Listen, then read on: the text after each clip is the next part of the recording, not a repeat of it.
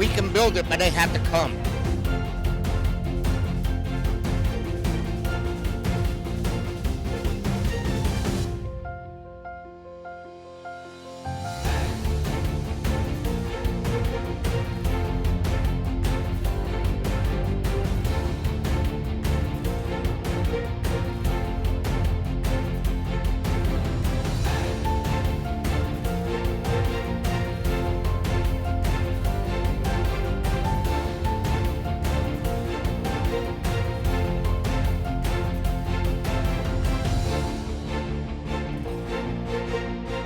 I think it's really just reconnecting with our members and reminding us of why we do what we do.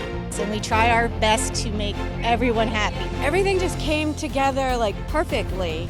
Every year we try to top ourselves, and the art and the theming, just seeing what we can do to make the experience more engaging for our attendees, for our exhibitors. We are all here to learn that through hard work, dedication, and the power of a great education, New Jersey students can set anything their mind to and achieve it.